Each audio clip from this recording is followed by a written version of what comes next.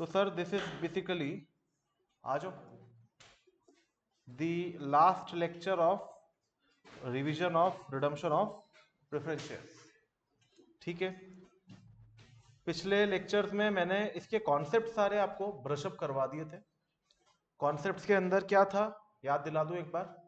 तो कॉन्सेप्ट्स के अंदर था सर कि प्रेफरेंस शेयर को रिडीम करने के पहले आपको कैपिटल को रिप्लेस करना पड़ेगा। कैपिटल को रिप्लेस करने के दो तरीके अलाउड थे। सेक्शन 55 ने ये बात बोली है कि या तो आप रिडम्पशन करें out of proceeds of fresh issue, या तो आप रिडम्पशन करें out of profit. Out of profit करेंगे मतलब फ्री रिजर्व में से उतना आपको कैपिटल रिडम्पशन रिजर्व बनाना पड़ेगा, और अगर आप आउट ऑफ फ्रेश इशू करते तो आप नए शेयर इशू कर दीजिए।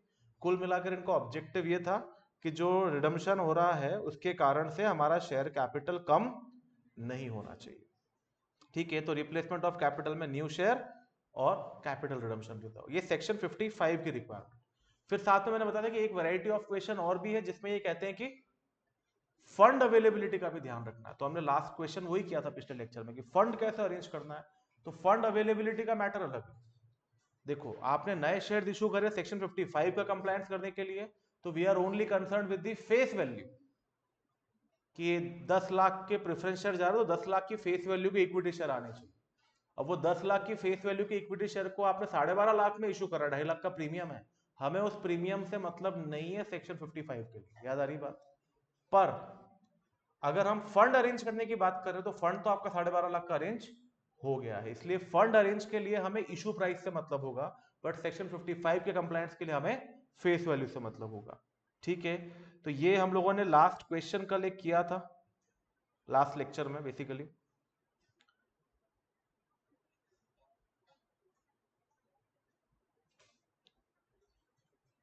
इसमें मैंने आपको कुछ चीजें चेंज करवा के भी बताया था कि अगर फंड अवेलेबिलिटी के लिए करना है तो नंबर ऑफ शेयर्स 625 आ रहे, याद करो पिछले लेक्चर में, और मैंने कहा था 55 के लिए 750, एक एग्जांपल मैंने क्रिएट करा था। तो अगर दोनों रिक्वायरमेंट देखो, सेक्शन 55 की रिक्वायरमेंट तो क्वेश्चन बोलेगा नहीं तो भी है, फंड अवेलेबिलिटी की रिक्वायरमेंट बोले ना तो उसके लिए देखो यहां पर आपको 37,500 को डिवाइड किससे करना पड़ा, 50 से। 50 इज द फेस वैल्यू, और यहां पर 37,500 को डिवाइड किससे करना पड़ा, 60 से। 60 इज द इशू प्राइस। याद आ रहा है एग्जांपल लास्ट लेक्चर का। तो यहां पर नंबर ऑफ शेयर 625 है, वहां पे 750 है। ठीक है, तो हमने डिसाइड करा कि साहब 750 शेयर इशू करने पड़ेंगे, रीजन बीइंग कि हमें दोनों रिक्वायरमेंट फुलफिल करनी है, सेक्शन 55 की भी और फंड अवेलेबिलिटी की भी। चलिए, तो अब अगला क्वेश्चन डिस्कस करते हैं। ये हमने एक तो ये क्वेश्चन डिस्कस करा था, इलस्ट्रेशन नंबर 5। कुछ छोटी छोटी सी चीजें और भी है, वो भी साथ में डिस्कस कर लेंगे।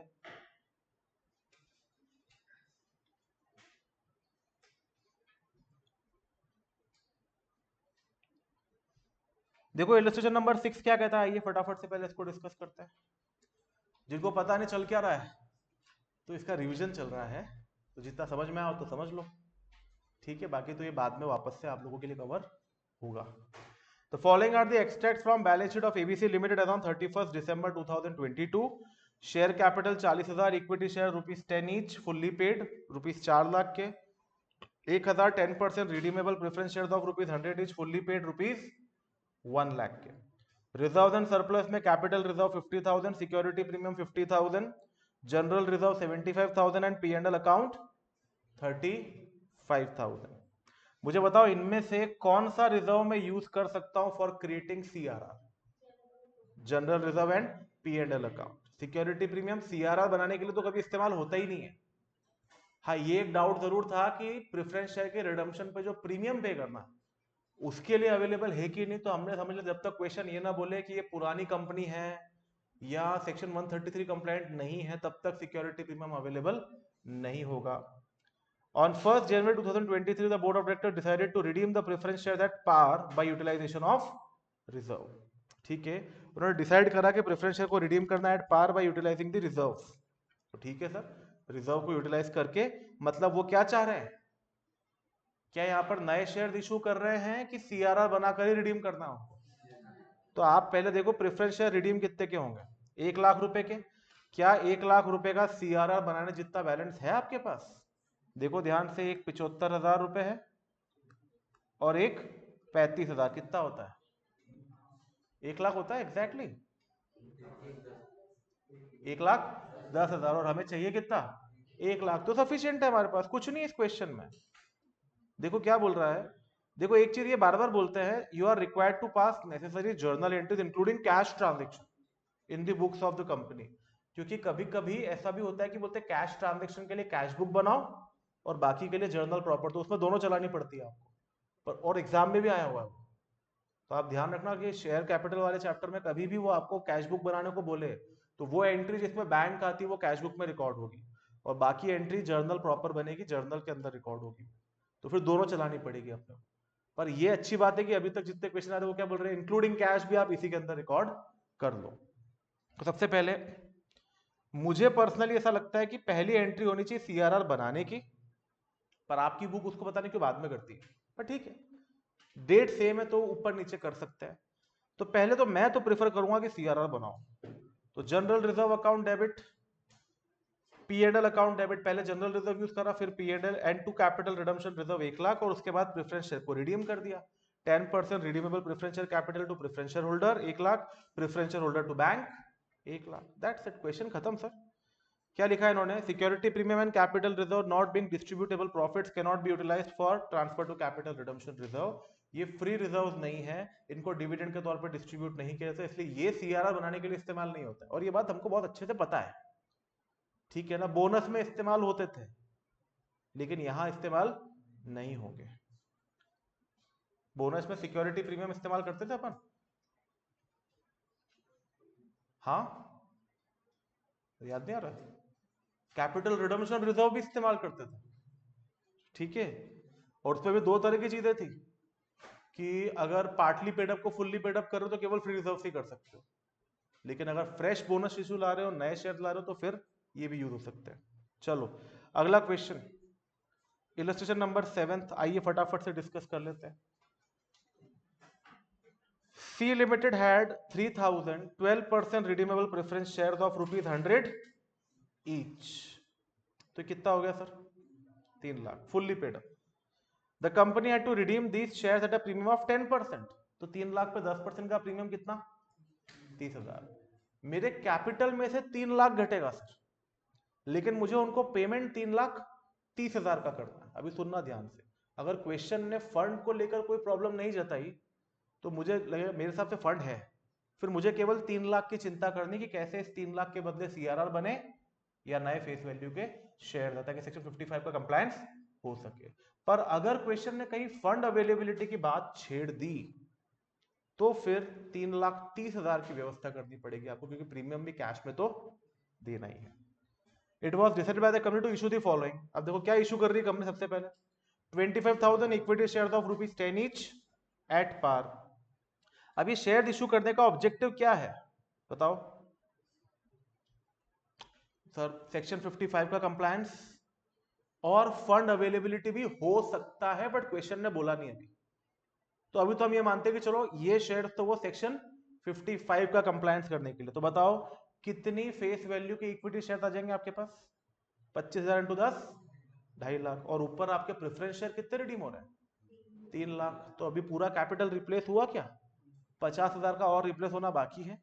तो अगर और नए शेयर आ गए नीचे तो अच्छी बात है, नहीं तो 50,000 का क्या बनाना पड़ेगा बोलो, सीआरआर। देखो ओरली हो गया, इतना आसान है। आपको ना नब्स पकड़नी होती चैप्टर की बस, ये चैप्टर ना जितना सीधा दिखता है उतना सीधा है नहीं, क्योंकि इसके अंदर फंड अवेलेबिलिटी, देखो अगला पॉइंट क्या बोलता है, 1,014% डिवेंचर ऑफ 100 ईच। अब हमने बोला यार 55 ने तो बोला था कैपिटल के बदले कैपिटल आए तो मेरा काम होगा, ये गधे डिवेंचर क्यों इशू कर रहे हैं सोचो। डिवेंचर इशू करने से सेक्शन 55 का कोई लेना देना नहीं है, फिर भी इशू कर रहे हैं, तो ये एक हल्का सा इंडिकेशन है कि शायद they are also focusing on fund availability, इनसे पैसा लेकर इनको चुका देंगे, ठीक है। Then the issue was fully subscribed and all the amount was received in full, shares का भी पैसा आ गया, डिवेंचर्स का भी पैसा आ गया, ठीक है। अरे यार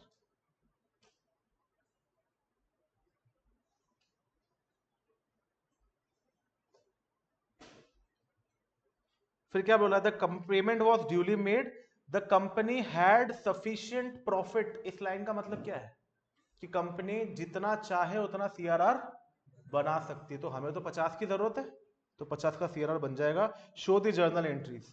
तो देखो सर, सबसे पहले अपन देखते हैं इन्होंने सीआरआर कितने का बनाया। 50 का बनाया, हमने पहले डिसाइड कर लिया था। P and L account debit to capital redemption reserve, general reserve use कर लो, कोई प्रॉब्लम नहीं है। फिर उसके बाद आपने शेयर इशू करे, तो bank to equity share capital 25 lakh 2,50,000 रुपए। फिर आपने डिवेंचर इशू करे तो बैंक टू 14% डिवेंचर 1-1 लाख रुपए। इससे क्या हुआ, हमारे पास शायद फंड भी आ गया। पर ठीक है, इस क्वेश्चन में इतनी रिक्वायरमेंट नहीं थी इस चीज के बारे में सोचने की। अब रिडम्पशन की एंट्री, तो 12% रिडीमेबल प्रेफरेंस शेयर कैपिटल। देखो भाई, कैपिटल कम हो रहा है तो डेबिट कर देंगे, पर प्रेफरेंस शेयर होल्डर के केस में 3,30,000 जाएगा। क्यों? जब कैपिटल 3 लाख से कम हो रहा है तो प्रेफरेंस शेयर होल्डर को 3,30 क्यों दे रहे हैं? क्योंकि 30,000 रुपए का प्रीमियम दे रहे हैं। ये वाला एक्सपेंस मेरा बढ़ रहा है, तो आज क्या कर दूंगा, इसको डेबिट कर दूंगा, premium on redemption of preference share. और फिर प्रेफरेंस शेयर होल्डर को क्या कर देंगे हम, 3,30,000 रुपए पे कर देंगे। और at the end premium on redemption of preference share को सिक्योरिटी प्रीमियम से सेट ऑफ नहीं कर सकते, वो है भी नहीं, हम इसको पी एंड एल से सेट ऑफ कर देंगे, क्योंकि हमारी कंपनी सेक्शन 133 कंप्लायंट है। ठीक है, इन एंट्रीज में कोई समस्या किसी को? इलस्ट्रेशन नंबर 8 देखो सर, बढ़िया क्वेश्चन है।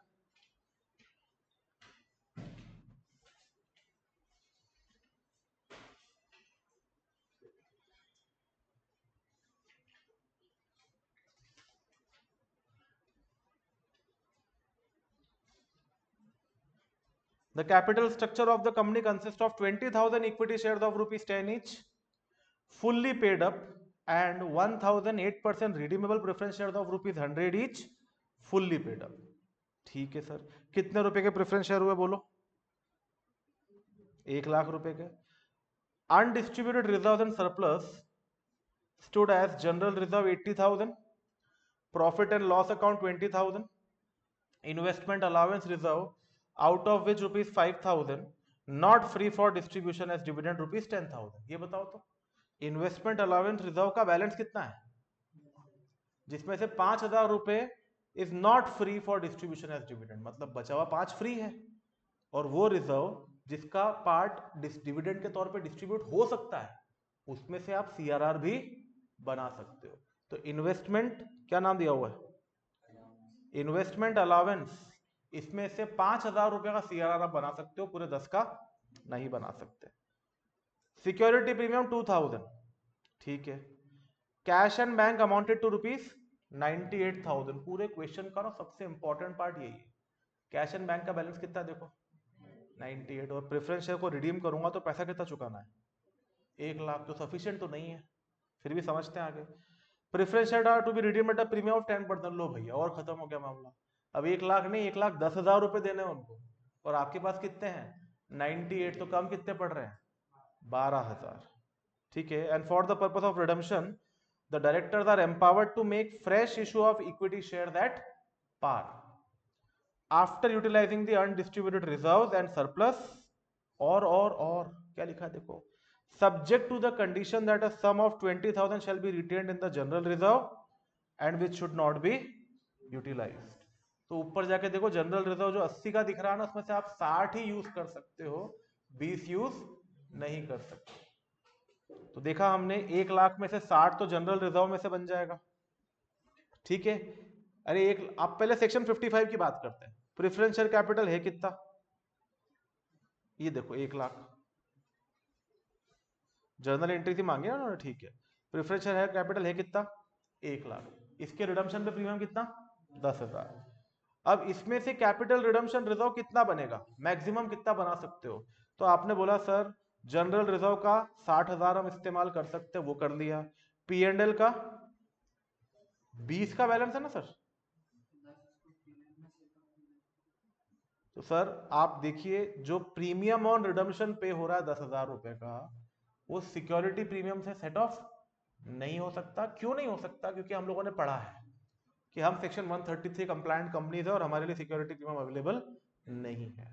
तो जब तक क्वेश्चन नहीं बोलेगा हम सिक्योरिटी प्रीमियम अवेलेबल है ऐसा नहीं मानेंगे फॉर रिडम्पशन और प्रीमियम रिडम्पशन के लिए, तो वो पी एंड एल से एडजस्ट होगा। तो P&L का बैलेंस तो 20 दिख रहा है, लेकिन 10 का प्रीमियम एडजस्ट होने का बचेगा कितना, 10। तो 10 आप P&L से ले आएंगे, और इन्वेस्टमेंट अलाउंस रिजर्व में तो क्वेश्चन ने खुद बोला है कि 5 ला सकते हो। तो 1 लाख में से इन टोटल आप 75,000 रुपए का CRR बना पाएंगे। बचा कितना, कम कितना पड़ गया, 25,000। 25,000 रुपए के नए शेयर इशू होंगे, फेस वैल्यू कितनी होगी नए शेयर्स की, 10 रुपए। तो 2500 नए शेयर इशू करने पड़ेंगे फॉर कंप्लाइंग सेक्शन 55। आप 2500 शेयर इशू करोगे ना, तो सेक्शन 55 का क्या होगा, कंप्लायंस होगा। अब 2500 शेयर्स को अगर पार पे इशू कर रहे हो तो कितने रुपए आ गए आपके पास, 25,000। आपको तो 12,000 ही कम पड़ रहे थे ना, 98,000 का कैश एंड बैंक था, 1,10 देने हैं, 12 ही कम पड़ रहे थे, 25 आ गए। तो फंड अवेलेबिलिटी का जो मैटर था वो मेरा रिजॉल्व हो गया। इस क्वेश्चन में भी हम बच के निकल गए। देखो बैंक में कितना बैलेंस था 98, नए इशू से कितना आ गया 25, तो हमारे पास 1,23,000 रुपए होगा, जबकि हमें चाहिए कितने थे 1,10,000। तो फंड अवेलेबिलिटी का प्रॉब्लम यहाँ पर नहीं है। आपके लिए जो मेन कंटेंट था वो यही था कि आप 75,000 रुपए का CRR बनाइए थ्रू दीज रिजर्व, और 2500 नए शेयर इशू करिए, और उसके बाद आराम से आप प्रेफरेंस शेयर को क्या कर दीजिए, रिडीम कर दीजिए। करेंगे इस क्वेश्चन को, है ना, आ जाओ आगे आ जाओ।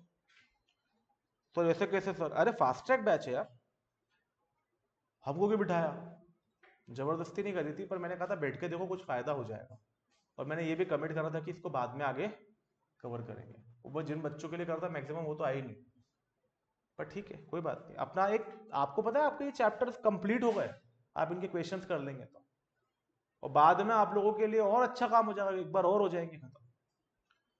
चलिए अब आइए sir, partly called up preference share है तो क्या करना है सर, मैंने आपको पहले भी बताया था कि जब तक preference share fully paid up ना हो आप उनको रिडीम नहीं कर सकते। तो अगर वो पार्टली कॉल्ड अप है तो पहले आप उनसे फाइनल कॉल करिए। क्वेश्चन सॉल्व करते वक्त भी इस बात का ध्यान रखना कि अगर कोई partly called up preference share आपको क्वेश्चन ने दे दी है और आपको बोला कि इनको रिडीम करना है, और क्वेश्चन ने कुछ बोला ही नहीं, तो आप ये अज्यूम कर लो कि इनसे फाइनल कॉल मंगवाना है और मंगवाओ, और कुछ नहीं बोला तो ये मान लो कि फाइनल कॉल रिसीव भी हो गया है, तो वो फुल्ली पेड अप हो जाएंगे, फिर रिडीम कर दो। पर अगर क्वेश्चन बोलता है कि हमने तो फाइनल कॉल मांगा और उन्होंने दिया नहीं, तो उनके शेयर्स को कंपनी फोरफिट भी कर सकती है। तो फोरफीचर प्रेफरेंस शेयर को करना कोई अलग चीज नहीं है, जैसा आपने इक्विटी शेयर्स का फोरफीचर सीखा था, सेम प्रोसेस है, वो मैटर हमारे लिए बड़ा मैटर नहीं है। ठीक है, इलस्ट्रेशन नंबर 9 पर आइए, क्या बोल रहा है,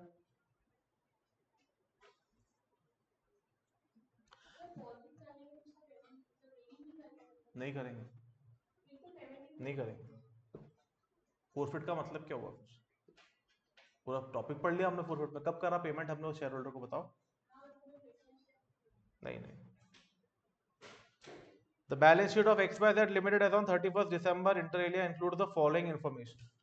क्या बोला देखो, 50,000 8% preference shares of ₹100 each, 70 paid up. तो इसको पहले किस में कन्वर्ट करना पड़ेगा, फुल्ली पेड अप में, 35 लाख।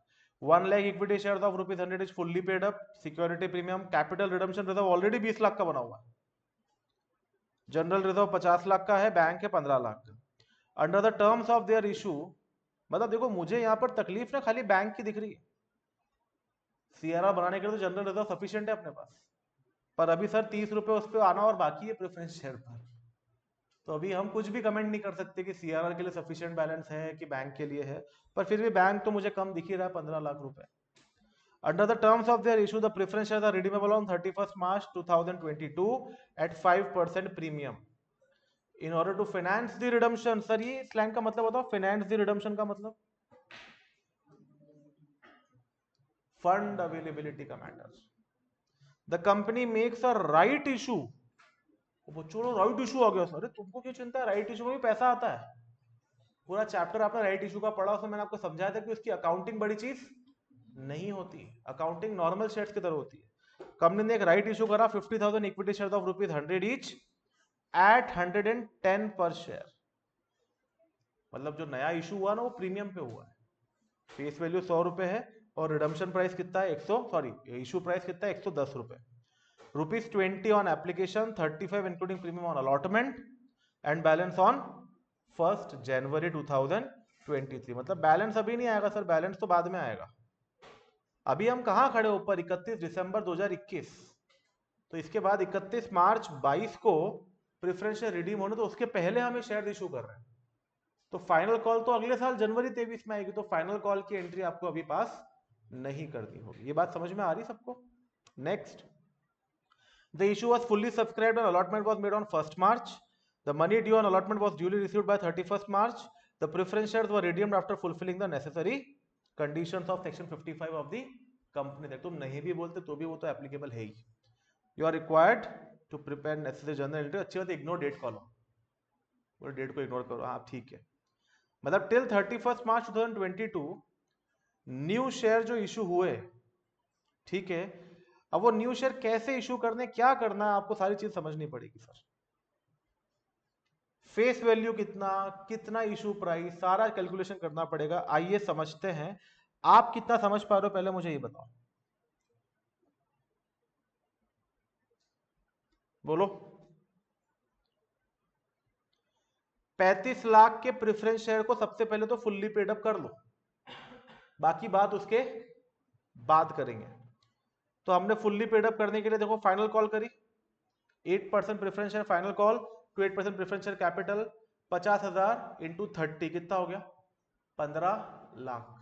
और ये देखो रिसीव भी कर लिया, तो bank to preference share capital कितना हो गया, 15 लाख। फिर नए शेयर इशू करे, तो कितने नए शेयर इशू करे, क्वेश्चन ने बता रखा है 50,000 शेयर्स एट 110, पर उसमें पहले एप्लीकेशन आएगा फिर अलॉटमेंट आएगा। तो 50,000 इंटू 20 कितना आया, 10 lakh. To equity share capital 10 lakh, sorry application then equity share application to equity share capital 10 lakh, ये याद है सबको। देन उसके बाद इक्विटी शेयर अलॉटमेंट ड्यू करा, तो अलॉटमेंट की एंट्री भी याद होगी, 35 रुपए, उसमें 25 रुपए फेस वैल्यू और 10 रुपए कहाँ चले जाएगा, सिक्योरिटीज प्रीमियम में, ठीक है। और उसके बाद bank to equity share allotment. अब सुनना, यहां आकर रुक जाओ और अब कैलकुलेट करो कि सीआरआर कितना बनाना है। कौन कैलकुलेट करके बता सकता है मेरे को, कैपिटल रिडम्पशन रिजर्व कितना बनाना है? 27,50,000। आप देखो यहां पर आपको पता है क्या करना है। अब मेरे preference share 35 lakh plus 15 lakh 50 lakh के हो गए, और अब वो 50 लाख के प्रेफरेंस शेयर्स को आपको रिडीम करना है, तो उसके बदले नया कैपिटल कितना आ रहा है। तो आप देखो आपने शेयर कैपिटल में कितना कितना डाला, एक 10 लाख और एक 12.5 लाख, ये जो ग्रीन मार्क करा हुआ ना, बस ये डाला है सर आपने शेयर कैपिटल। 50 लाख में 10 लाख और 12.5 लाख हटा दो, कितना बचता है? कैलकुलेटर नहीं निकाला लोगों ने अभी तक बाहर अपने हाथ में, तुम क्या वर्किंग कर रहे हो यार? कैलकुलेटर तो अकाउंट्स पढ़ते हुए हाथ में होना चाहिए कि नहीं होना चाहिए? हाँ हाँ, सब मुंडी हिला जा रहे, तेरे से मैं क्वेश्चन करा रहा हूं तो कैलकुलेशन खुद से कुछ भी नहीं कर रहे हो क्या? कथा सुन ले थोड़ा सा, एंड में प्रसाद मिल जाएगा, घर जाएंगे, हो गया काम पूरा। भाई 10 और 12.5 माइनस करो 50 लाख में से। हाँ 27,50 सर, तो ये अलॉटमेंट पे तो 17.5 आ रहे हैं ना। अरे वो टोटल आ रहा है, मुझे प्रीमियम नहीं चाहिए, मुझे केवल फेस वैल्यू चाहिए। आप तो ऐसा समझो प्रेफरेंस शेयर कैपिटल आपका 50 लाख से घटेगा, वो भी तो 10% प्रीमियम पे घट रहा है या ना? पर हमने 50 लाख ही पकड़ा ना फेस वैल्यू, तो पहले हम फेस वैल्यू से फेस वैल्यू कंपेयर कर रहे हैं। तो देखो sir, preference share capital section 55 के हिसाब से अगर वर्किंग नोट में आपको दिखाऊं, तो कितना रिडीम होना है 50 लाख को, उसमें से नए शेयर्स का पेड अप वैल्यू कितना है, 22,50,000। तो सीआरआर रिक्वायर्ड कितना है, 27,50,000, ठीक है। और 27,50,000 का आप सीआरआर बना देंगे, जनरल रिजर्व में आपके पास बैलेंस अवेलेबल है। बट होल्ड ऑन, यहां पर मेरे पास सीआरआर का ऑलरेडी बैलेंस कितना अवेलेबल है, 20 लाख का, तो कायदे से कितना नया बनना चाहिए था, 2750 तो आपके पास आपको बनाना है, तो ऑलरेडी कितना बना हुआ मैडम? ऐसा कैसे सोचा आपने? हो सकता है इसी के लिए बना, मतलब मैं आपकी बात को डिनाई नहीं कर रहा हूं, पर जरूरी का वैसा ही हुआ, ऐसा भी तो हो सकता है। सीआरआर कब बनाना है ऐसा थोड़ी क्या लिखा लॉ में, आपके पास अभी प्रॉफिट अवेलेबल है, आप अभी बना लो, चाहे से प्रेफरेंस शेयर 2 साल के बाद रिडीम हो रहे हो। ऐसा कहीं नहीं लिखा है कि जिस दिन प्रेफरेंस शेयर रिडीम हो रहे हो उसी दिन सीआरआर बनना चाहिए, पहले भी बन सकता है। तो मैं यहाँ पे आपको ये समझाना चाह रहा हूँ कि यहाँ पे दोनों पॉसिबिलिटीज है कि हो सकता है ये इन्हीं शेयर्स के रिस्पेक्ट में पहले से बना हुआ, तो फिर हमें 7,50,000 का ही और बनाना पड़ेगा। और हो सकता है कि नहीं, जो आप लोगों ने बोला कि पहले कोई प्रेफरेंस शेयर रिडीम हुए होंगे उनका सीआरआर होगा, तो फिर आप कितना बनाना है? 27,50,000। क्या ये बात समझ में आई? अब देखो आपकी बुक ने कितना बनाया, 27,50,000, क्योंकि उन्होंने माना जो सीआरआर अवेलेबल है वो पुराने किसी प्रेफरेंस शेयर का होगा। तो आपको भी एग्जाम में यही मान के करना है, और उसके बाद आप बड़े आराम से प्रेफरेंस शेयर कैपिटल को रिडीम कर दो, क्योंकि फंड अवेलेबिलिटी का भी प्रॉब्लम मेरे हिसाब से सॉल्व हो गया है। ठीक है, तो 8% preference share capital, premium on redemption of preference share capital to preference share holder, and then उसके बाद preference share holder to bank. और उसके बाद जो प्रीमियम ऑन रिडम्पशन है उसको भी जनरल रिजर्व पीएनएल जो बैलेंस अवेलेबल उससे राइट ऑफ करने की एंट्री, ये बच्चे भूल जाते हैं एट द एंड, लास्ट वाली एंट्री। जब भी प्रेफरेंस शेयर होल्डर को प्रीमियम पे रिडीम करोगे, उस प्रीमियम को या तो पीएनएल में या तो जनरल रिजर्व सेट ऑफ करना होगा, जनरल रिजर्व। ठीक है,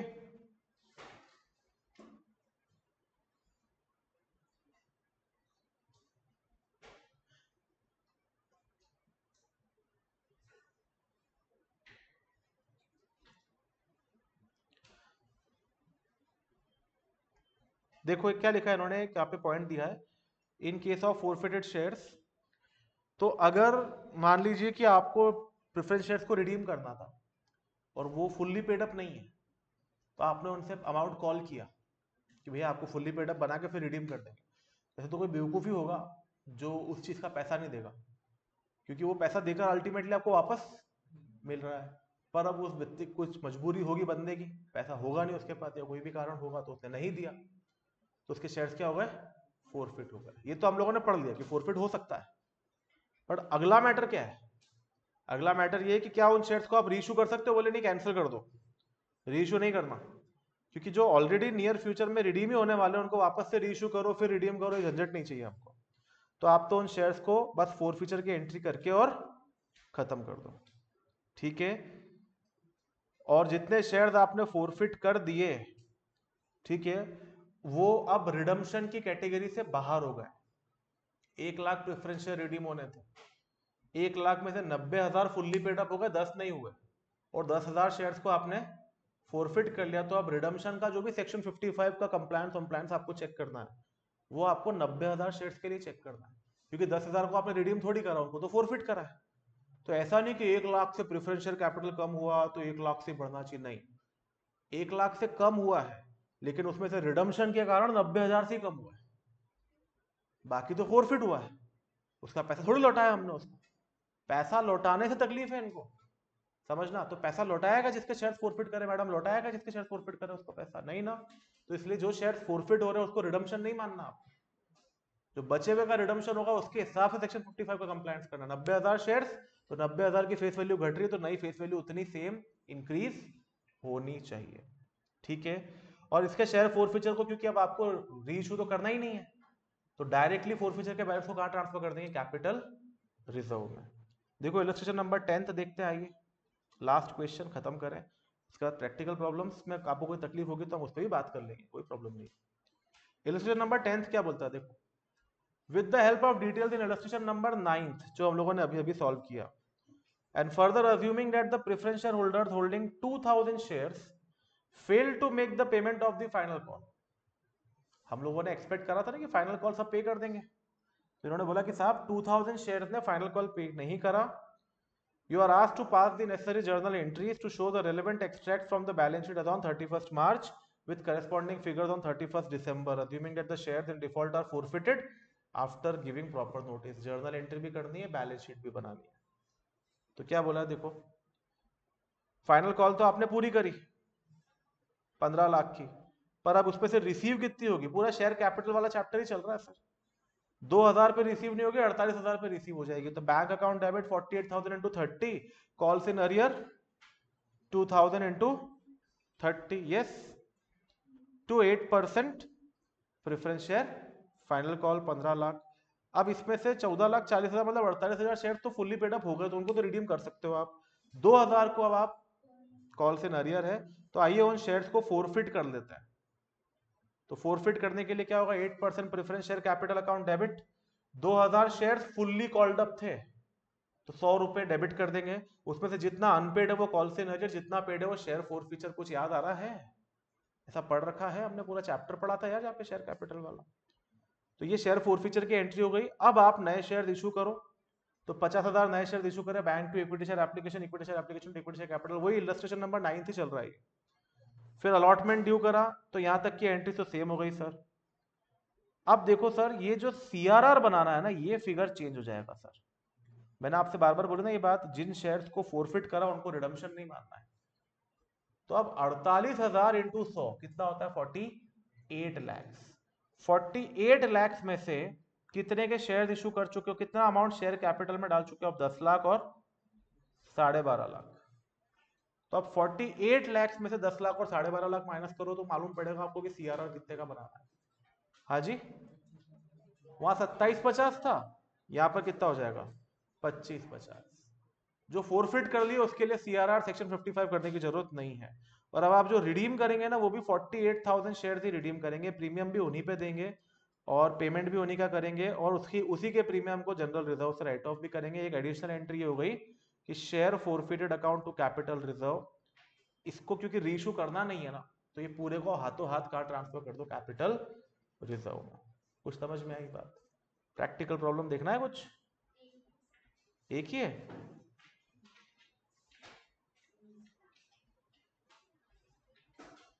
देख लेते ना, आ जाओ, एक है तो खत्म करते पूरा मैटर क्लोज। मेरा ऑब्जेक्टिव इन रिवीजन लेक्चर्स में, फास्ट ट्रैक लेक्चर्स में ये है कि आपके स्टडी मटेरियल के सारे क्वेश्चन फटाफट फटाफट यहाँ पे कवर हो जाए, ताकि जो बच्चा ना खुद से पढ़ाई नहीं कर पा रहा है, एटलीस्ट ये लेक्चर रिकॉर्डेड फॉर्म में भी डले हुए हैं, तो आप इस चैप्टर को देख लें। ठीक है, इस चैप्टर में थोड़ा समय मैंने ज्यादा लिया, बाकी अदरवाइज बाकी चैप्टर तो एक एक दो दो लेक्चर में खत्म कर दिए। तो आप उनको देख लीजिए, पूरा चैप्टर आपका एक बार रिवाइज हो जाएगा फास्ट ट्रैक मोड पे। ठीक है, पर फिर भी कोशिश ये करना कि आप रिवाइज खुद से करें, उससे अच्छा कोई, क्योंकि ये लेक्चर देखने के बाद भी आपको एक बार खुद से रिवाइज करना पड़ेगा। मैं कभी भी ये क्लेम नहीं करता हूं कि बस लेक्चर देख लो, वो हर बच्चे की अपनी ग्रास्पिंग होती है। मैं एक एवरेज स्टूडेंट को पकड़ के चलता हूं, एक एवरेज स्टूडेंट केवल लेक्चर देखकर खुद से बिना पढ़े एग्जाम में परफॉर्म नहीं कर सकता। तो लेक्चर देखोगे, उसके बाद खुद से भी रिवीजन एक बार करना। तो books of B limited showed the following balance on 31 December 2023। 30,000 equity share of ₹10 is fully paid, 30,000 equity shares, ठीक है। 18,000 12% redeemable preference share of ₹10 each fully paid, तो 18,000 इंटू 10 करो, कितना होता है, 1,80,000। 4,000 10% redeemable preference share of ₹10 etch, ₹8 paid up. अब ये जो दूसरा लॉट है ना, ये फुल्ली पेड अप नहीं है। Undistributed reserve and surplus stood as P&L 80,000, general reserve 1,20,000, securities premium account 15,000 और कैपिटल रिजर्व 21,000। क्या कैपिटल रिजर्व से सीआरआर बन सकता है? नहीं। क्या सिक्योरिटी प्रीमियम से बन सकता है? नहीं। केवल जनरल रिजर्व और P&L अकाउंट से बन सकता है। क्या सिक्योरिटी प्रीमियम रिडम्पशन पे होने वाले प्रीमियम के लिए यूज होगा? जब तक क्वेश्चन ना बोले कि यूज कर सकते हैं, हम यूज नहीं करेंगे। For redemption 3,000 equity shares of ₹10 each are issued at 10% premium. At the same time, preference shares are redeemed on 1st January 2024 at a premium of ₹2 per share. The whereabouts of holders of 100 shares of ₹10 each fully paid are not known. अब sir वो यहाँ पर पंगा अलग है। 100 shares जो ₹10 each fully paid up वाले, उनके वारिस मिल नहीं रहे, तो हम पैसा लौटाए किसको, ये समस्या आ रही है। ठीक है, a bonus issue of equity share was made at par, 2 shares being issued for every 5 held on the date, 5 के बदले 2 शेयर बोनस के out of capital redemption reserve account. हाथों हाथ काम खत्म कर दिया इन्होंने, सीआरआर बनाया और सीआरआर से बोनस भी इशू कर दिया। तो ये जो क्वेश्चन है, ये दो चैप्टर्स को मिक्स कर रहा है आपके लिए। However equity shares issued for redemption are not eligible for bonus. ऊपर जो नए इक्विटी शेयर इशूड है ₹3,000, उनको बोनस ऑफर नहीं होगा। जो पुराने इक्विटी शेयर्स थे उन्हीं को बोनस ऑफर किया है। Show the necessary journal entries to record the transaction. अब देखो, सबसे पहले तो आप ये कैलकुलेट करो सीआरआर वीआरआर कितने का बनाना है। तो नए इक्विटी शेयर्स कितने इशू हो रहे हैं, 3000 इंटू 10 30,000, तो 10% प्रीमियम, उससे मतलब सेक्शन 55 को नहीं।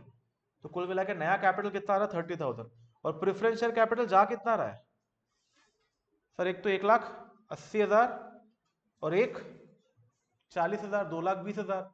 अब वो 40,000 वाले को भी पहले फुल्ली पेड अप करना पड़ेगा, 10 रुपए ईच 8 पेड अप है, तो उससे 2 रुपए का पहले क्या करना पड़ेगा, फाइनल कॉल। मोबाइल क्यों चल रहा है, कैलकुलेटर नहीं लाया, ठीक है। तो बात समझ में आ रही है आपको क्या कह रहा हूं मैं, 40,000 रुपए के लिए भी पहले उसको फुल्ली कॉल्ड अप करना पड़ेगा, ठीक है, फिर उससे पैसा रिसीव करना पड़ेगा। तो 2,20,000 रुपए में से नया कितना 30 गया, 30 गया तो कितना बचा 1,90। क्या 1,90 का जनरल रिजर्व पीएडएल का बैलेंस है आपके पास, यस है, तो वहां से हम क्या बना सकते हैं, कैपिटल रिडम्पशन रिजर्व। एक बार देख लेते हैं और कोई चीज हम लोगों ने मिस तो नहीं करी 1,90 के फिगर को फाइनल करने के पहले।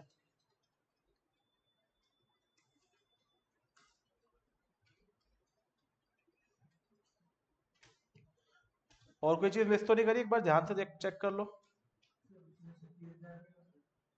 हाँ, इससे कितने का बना है वो छोड़ो, आप क्वेश्चन चेक करो कि अपन ने कोई और चीज मिस तो नहीं करी।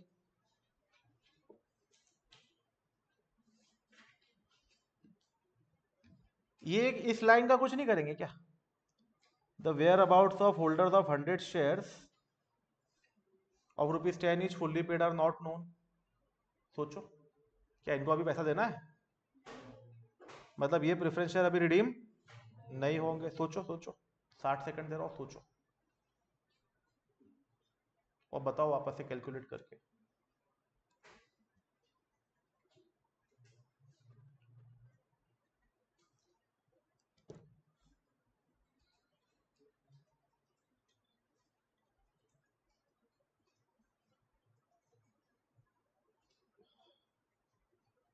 बोलो भाई, कुछ बोलना है। देखो अब यहां पर सबसे पहले तो आप ये बताओ कितने प्रेफरेंस शेयर्स, 18,000,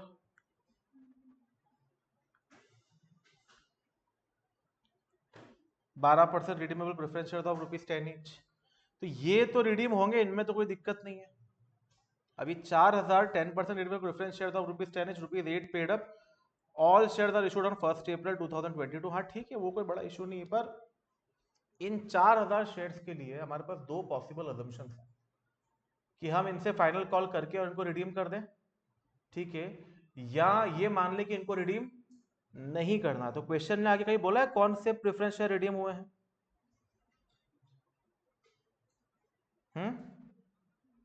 आप आगे देखो, क्वेश्चन ने कोई हिंट दिया है कि कौन से प्रेफरेंस शेयर रिडीम हुए हैं, नहीं, पर इन्होंने सॉल्यूशन में ये माना है कि हम 18,000 वाले प्रेफरेंस शेयर्स को रिडीम करेंगे, 4,000 वालों को रिडीम नहीं करेंगे। अभी अभी थोड़ी देर पहले हमने एक क्वेश्चन करा जिसमें इन्होंने उन प्रेफरेंस शेयर से फाइनल कॉल करा और फिर उनको रिडीम करा, तो ऐसा यहाँ पे भी कर सकते थे, पर यहाँ पर इन्होंने ये अज्यूम करा क्योंकि दो लॉट है और एक को रिडीम कर रहे हैं दूसरे को नहीं कर रहे हैं, तो ये इस क्वेश्चन को इसलिए एलडीआर मार्क करना पड़ेगा आपको, क्योंकि इसमें एक ऐसा अजम्पशन है जो अगर आपने नहीं लिया तो आपका आंसर और इंस्टीट्यूट का आंसर क्या हो जाएगा, अलग हो जाएगा। तो यहां पर इन्होंने ये अज्यूम करा है कि 4,000 वाले वेंचर्स को, प्रेफरेंस शेयर्स को, सॉरी 4,000 वाले प्रेफरेंस शेयर्स को हम रिडीम नहीं कर रहे क्योंकि वो पार्टली पेड अप है। और तो करो ना उनसे फाइनल कॉल, बोले नहीं हमको नहीं करना है, अरे तो हमको तो बता दो तुम नहीं करने वाले हो, हमको कैसे मालूम पड़ेगा, तो बोले तुम इसको एलडीआर मार्क कर लो तो तुमको मालूम पड़ जाएगा, एग्जाम के एक दिन पहले पढ़ ले, क्या कर सकते हैं, कांट हेल्प, ठीक है। तो फिर अब 18,000 पर आए, 18,000 के हिसाब से कितना, 1,80,000, 1,80,000 में से नए इक्विटी शेयर कितने आ गए 30,000 के, बचा कितना 1,50। अब अगला सवाल, सर ये जो 100 शेयर्स के वेयर अबाउट वारिस मिल नहीं रहे हैं, इनका क्या होगा, क्या इनको रिडीम कर देंगे अभी और इसके लिए सीआरआर वीआरआर बना देंगे अभी कि नहीं, इसको रिडम्पशन नहीं मानेंगे। सर आप उनको पैसा रोक सकते हो लेकिन प्रेफरेंस शेयर कैपिटल को डेबिट करके इसको प्रेफरेंस शेयर होल्डर अकाउंट में तो डालना पड़ेगा, और अगर आप इसको प्रेफरेंस शेयर कैपिटल में डेबिट कर रहे हो दैट मीन्स कैपिटल कम हो रहा है, दैट मीन्स 55 तो लगेगा, तो ये मेरे सीआरआर और किसी के बैलेंस को अफेक्ट नहीं करेगा, बस ये जो मैं पे करूंगा ना उस बैंक वाली एंट्री के अंदर इनको पेमेंट नहीं होगा, बाकी सीआरआर क्रिएशन को ये अफेक्ट नहीं करेगा। फिर एक सवाल बच्चों का ये भी आता है कि सर आपने 30,000 ही क्यों माना, ये नए बोनस शेयर में तो इशू हो रहा है, तो प्रेफरेंस शेयर कैपिटल 180 से कम हो रहा है, 30 से बढ़ गया, और उसके अलावा बोनस भी तो इशू हो रहा है तो और बढ़ जाएगा। तो इन्होंने एक और नोट इस क्वेश्चन में आप लोगों के लिए दिया है कि बोनस के बदले कैश नहीं आता, इसलिए सेक्शन 55 के कंप्लायंस के लिए हम बोनस को कंसीडर नहीं करेंगे। इस क्वेश्चन में बहुत सारी ऐसी खास चीजें हैं, इसलिए इसको एलडीआर मार्क करना है। ठीक है, तो आप आ जाओ, इसका आंसर देखो। 12% रिडीमेबल प्रेफरेंस शेयर कैपिटल 1,80,000 रुपए, देखो इसकी फेस वैल्यू। प्रीमियम कितना देंगे इस पे, 36,000 रुपए। ठीक है, टू प्रेफरेंस शेयर होल्डर 2,16,000। अब ध्यान से देखो, हमने प्रेफरेंस शेयर होल्डर में डाल तो 2,16,000 दिए, पर preference share holder to bank 2,14,800 ही करे। वो 18,000 शेयर्स पर नहीं दिया हमने, पेमेंट कितने शेयर्स पर दिया, 17,900, बिकॉज 100 के तो वारिस ही नहीं मिल रहे हैं। ठीक है, देन उसके बाद बैंक अपने नए शेयर इशू करे, तो bank to equity share capital, मेरे हिसाब से पहली एंट्री ये होनी चाहिए थी, दूसरी एंट्री ये होनी चाहिए थी, फिर जाकर आपको प्रेफरेंस शेयर्स को रिडीम करना चाहिए था। ठीक है, एंड देन उसके बाद आप बोनस बोनस इशू करो, हमें कोई दिक्कत नहीं है। तो मैंने एंट्री का ऑर्डर लिखा आपके सामने। कायदे से नए शेयर्स पहले इशू करो, तो bank 33 to equity share capital 30 to security premium 3, then general reserve 1,20,000, PNL 30,000, to capital redemption reserve 1,50,000, 1,50,000 आपने अभी निकाला था, 180 में से 30 गया तो 1.5। ठीक है, उसके बाद आप रिडम्पशन करिए प्रेफरेंस शेयर्स का, और फिर अब मुझे बताओ बोनस कितना इशू करोगे। अच्छा, ये क्लियर कर दिया, बोनस के लिए और कोई रिजर्व यूज नहीं करना, सीआरआर यूज करना है। तो 5 के बदले कितने बोनस, 2। तो क्वेश्चन में जाके चेक करो एग्जिस्टिंग शेयर्स है कितने, इक्विटी शेयर्स 30,000 है, तो डिवाइड बाय 5 इंटू 2 कर दो, कितना होता है,